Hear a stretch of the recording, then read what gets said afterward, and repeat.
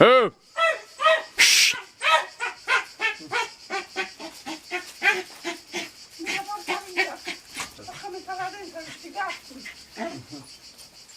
Why are we still here?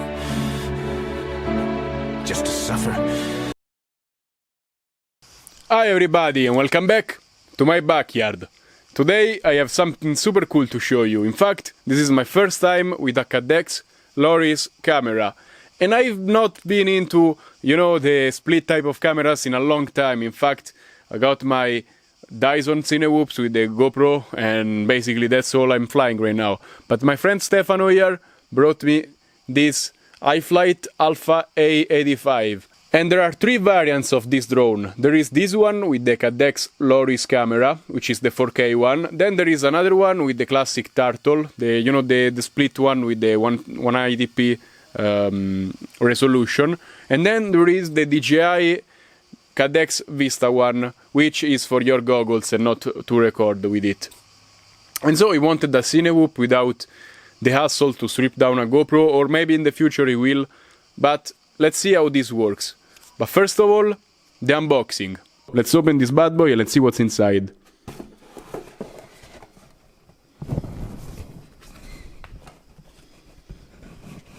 And we got a lot of stuff, actually pretty well organized. So, they give you an extra strap, which is fantastic if you break the original one. And then they give you, this is really cool, they have labeled every screw, so you know what you are looking for when you need them. And those are all extra screws, which is amazing they give you them. Then they give you a battery pad with the Iflight logo on it. Stickers, of course, like everybody likes stickers. And then the age-old screwdriver. They don't give you the key for like the propellers or the camera, but pretty good kit they give you. They give you an extra canopy actually, and this is made of really tough plastic, injection molded plastic with the Iflight logo on it. Matte black, really cool. Then we have the extra props, and these are the HQ props. 2 inches props, and these ones, I know they are already really light. They will be super efficient and actually super fast, because they are the lightest 2-inch props I ever seen actually. And then they give you an Iflight branded 90-degree micro USB adapter to plug in your USB cable without damaging the drone itself. And then, really cool thought of them, they give you these awesome stickers to put around stuff. And also, of course, they give you your age-old instructions. So, if you are a beginner, you have a better time figuring out what you do with your drone. And then we come to the real star of the show, which comes in this Sabot-styled cut foam, which is really cool, and it holds it really nice in the package. And just look at this drone, it looks so badass, all in black, really stealthy looking. On the bottom we got a really well made battery strap. Finally they started putting these really good battery straps. Comes with the Iflight logo, and here we have to stick the battery pad. Super long X330 wire. And actually this thing has some really good specs. In fact, we have these awesome HQ props, propellers, super light, and they are moved by 1204 4500 kV motors. These are Iflight motors, they are amazing actually. Super efficient, super light, they will give you really good torque, power, and good flight time actually, so really good. These motors are driven by a 20 amps all-in-one ESC and FC, which again is a really good FC. And then just look at this antenna. This is super rigid, it doesn't move around, it doesn't go into your props. And the VTX is a 300 milliwatt VTX, which again for a whoop is something a little bit more than what you'd expect. And also the flight controller ESCs can hold up to 5S, so you can use this drone on 5S, which again, crazy. I can't wait to try this. And for what concerns the camera, we have a 4K camera here, the Caddx Loris. And this is a new generation. If you remember the old generation, it had two cameras, one for FPV, one for the HD recording. It was the third year. They made the V1, the V2, and this is the third generation. And I'm curious to see how this works. This is the first time I test it, and I'm curious if it works better than the third year. For sure, the third year had one of the best FPV cams I ever tested.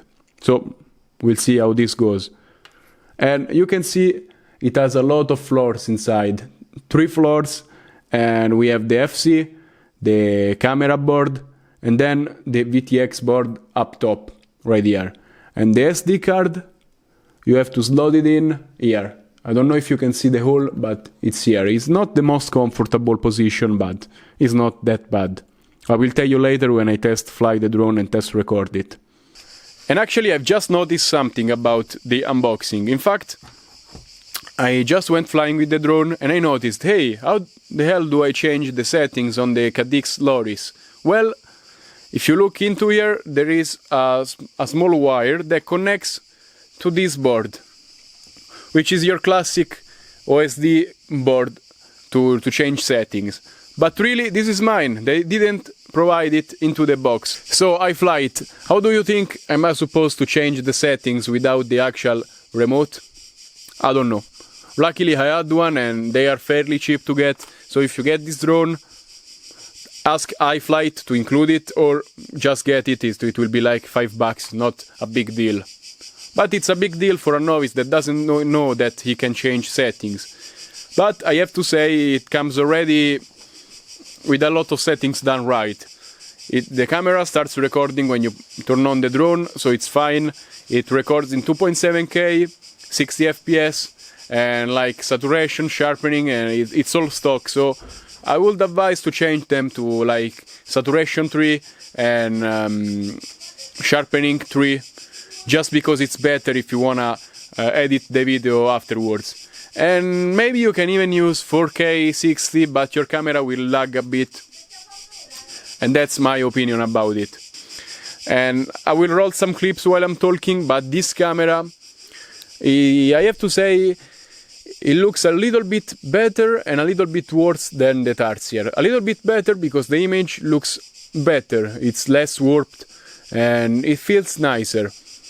But the Caddx Tarsier had the 4/3 option, which used the full sensor, and you could just stretch it later, and the quality actually would improve a lot. It was a lot of work, but the quality was GoPro-like, GoPro Session 4-like, which for this kind of cameras is not bad. But this camera is not bad at all, it's much better than the Turtles, for sure. Now, talking about the flight characteristics, I tested this drone and it comes already bound and already set it up from the setting, from the factory. It flies good, it flies kind of smooth, there is not too much vibration.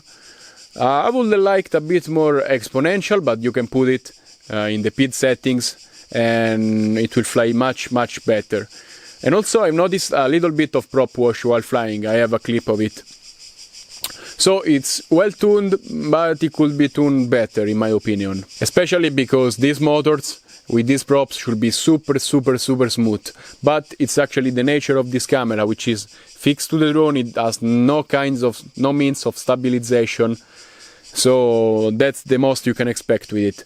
Sure, an improvement over this will be putting a GoPro Naked on it.